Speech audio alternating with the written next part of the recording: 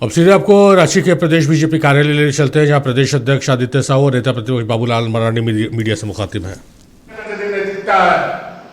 राहुल गांधी में, कांग्रेस में, तो बच्चों के समर्थन में आकर के बच्चों से मिलने का काम करें और सरकार से दो टूक बात करें कि या तो सरकार बच्चों का जब मांग है तो हुए जो धांधली है परीक्षा में उसकी सीबीआई जांच कराओ और मैं तुम्हें समर्थन वापस लेता, लेकिन ये करेंगे नहीं। ये राजनीति करते हैं, ठगते हैं, धोखा देते हैं।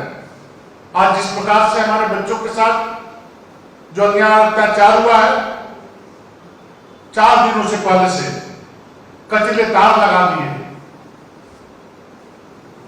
अपराधियों जैसा व्यवहार किया जा रहा लगातार, आंसू गैस छोड़े गए, वाटर कैनन से पानी बौछार किया गया, 4 बार से ज्यादा लाठी चार्ज किया गया। अभी रात्रि में 9 बजे बच्चे के ऊपर लाठियां बरसाई गई, अंधेरे का फायदा उठा करके बार बार लाठी चार्ज करने का काम हेमंत सोरेन जी की सरकार और पुलिस बल के लोगों ने किया। आज सैकड़ों छात्र घायल हैं, अस्पताल में भर्ती हैं, कुछ छात्र तो सुनते ही लापता भी है।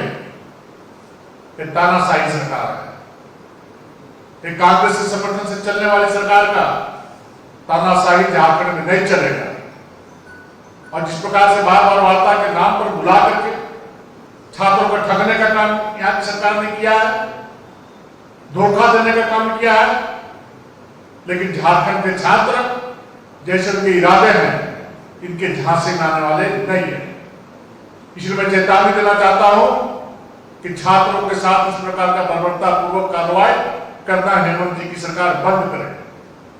और इसलिए भारतीय जनता पार्टी कल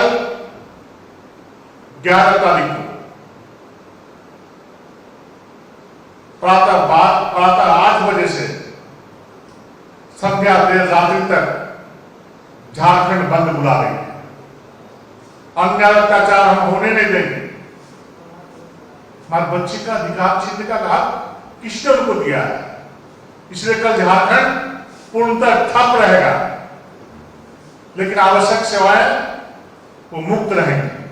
विशेष करके जो कांवड़िया जाते हैं देवघर चाहे अन्य जगहों में, उनको बंदी से किसी प्रकार का कोई व्यवधान नहीं होगा, ऐसा मैं कार्यकर्ताओं से आग्रह करता हूं।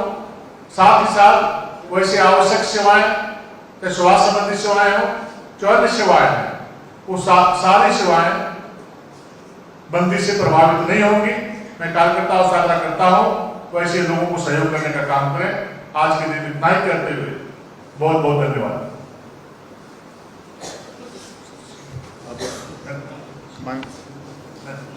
माननीय नेता प्रतिपक्ष आदरणीय बाबूलाल मरांडी जी से आग्रह करता हूं कि आज के संदर्भ में अपनी बातों को रखें।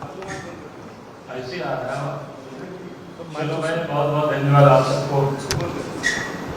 अभी प्रदेश अध्यक्ष जी ने पूरी विषय आप सबके सामने रखा है। जिस प्रकार की झारखंड सरकार ने बच्चों के ऊपर बर्बरतापूर्ण व्यवहार, और पहली दफा आज ही व्यवहार नहीं किया, बच्चे अभी आंदोलन कर रहे हैं ऐसा भी नहीं। बच्चों ने 2024 से ही लगातार आंदोलन कर, कई दफा लड़कों के साथ इसी प्रकार से बर्बरतापूर्ण व्यवहार, लेकिन इस बार बच्चे बिल्कुल उत्साह जोश खरोश के साथ पिछले 15-16 दिनों से जयपाल सिंह के स्टेडियम में धरना पर बैठे। जब धरना पर भी बैठ रहे थे उस समय बारिश हो रहा था, तो टेंट भी बच्चों को लगाने नहीं दे रहे, पुलिस उसको भी हटा रहे थे। यानी किसी न किसी प्रकार से बच्चों को यातनाएं देना ताकि वहां धरना पर वो नहीं बैठ सके। बच्चे भूख हड़ताल पर भी बैठे, लेकिन सरकार कहीं सुने नहीं बच्चे, बल्कि बच्चों को टहलाते रहे बातचीत के नाम पर।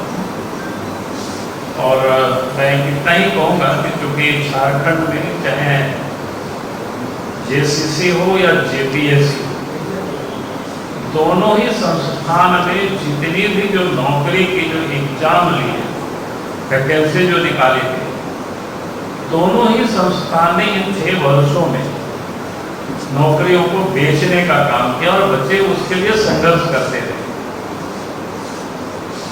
जेसीसी ने सहायक आचार्यों की नियुक्ति में भी वही धांधली किया और उस धांधली का एक प्रमाण है सुप्रीम कोर्ट के आदेश पर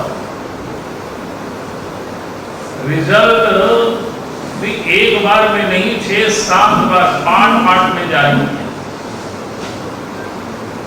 हाईकोर्ट के निर्देश पर 2026 के फरवरी में कट ऑफ मार्क्स जारी।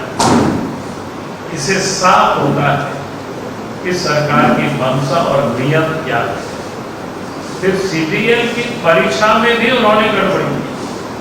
सीजीएल के एग्जाम में हम सबको पता है बच्चों को नेपाल में क्वेश्चन पेपर रटवाया गया, बिहार में क्वेश्चन पेपर रटवाया गया, बंगाल में क्वेश्चन पेपर रटवाया गया, झारखंड में भी क्वेश्चन पेपर रटवाया गया।